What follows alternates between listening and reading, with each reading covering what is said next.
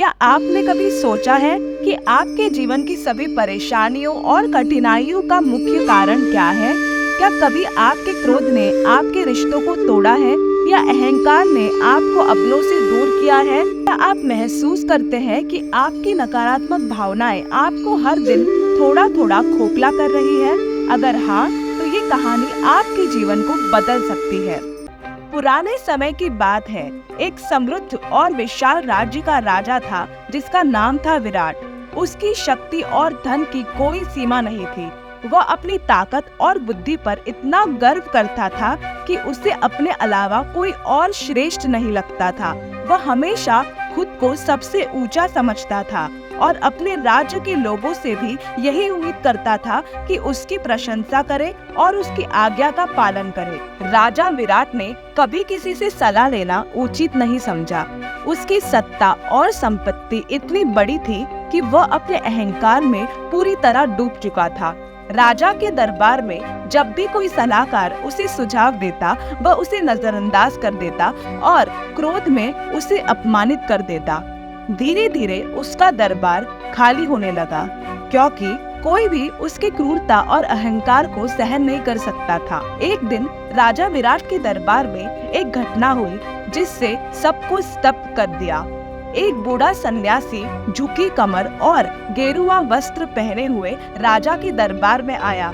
उसके चेहरे पर शांति थी और उसकी आंखों में ऐसा तेज था जैसे वह किसी गहरे सत्य को जानता हो। सन्यासी ने राजा को प्रणाम किया और विनम्रता से बोला, महाराज, क्या आप मुझसे एक बात पर विचार करेंगे?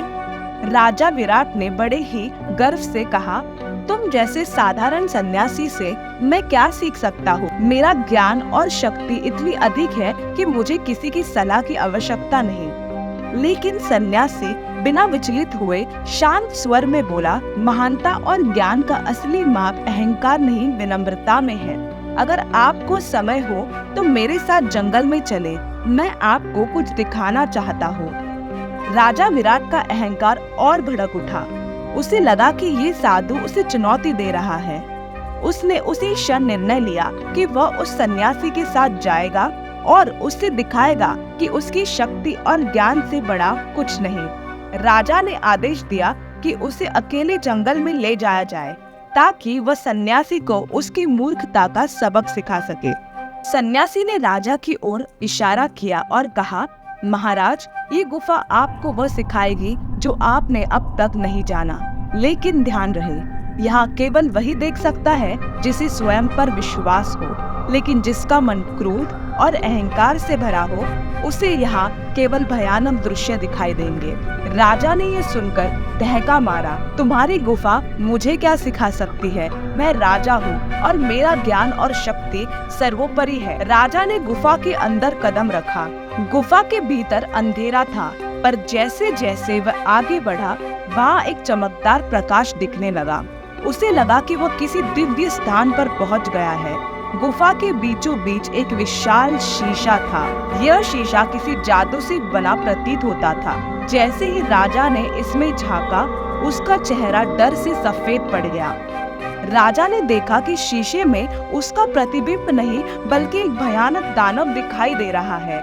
वह दानव राजा विराट की तरह ही दिख रहा था, लेकिन उसका चेहरा क्रोध और अहंकार से विकृत था। उसकी आंखें लाल थी और उसके मुंह से आग निकल रही थी। दानव की हंसी राजा के कानों में गूंजने लगी। राजा हड़बड़ाकर पीछे हट गया। उसने अपनी तलवार निकाली और शीशे पर वार किया, लेकिन जैसे ही उसकी तलवार शीशे से टकराई, वह टूटकर जमीन पर गिर गई। शीशा अब और भी चमकने लगा और उसमें दानव का स्वर गूंजा, तुम्हारा क्रोध और अहंकार ही तुम्हारी असली शत्रु है विराट। तुमने अपनी शक्ति और धन से सबको दबाया, लेकिन अब तुम्हारा अंत निकट है। ये सुनकर राजा पसीने से तरबतर हो गया। उसे समझ नहीं आया कि वह क्या करे। उसे अपनी ही शक्तिहीनता महसूस होने लगी। राजा विराट ने उसी क्षण निर्णय लिया कि वह अपना अहंकार और क्रोध त्याग देगा।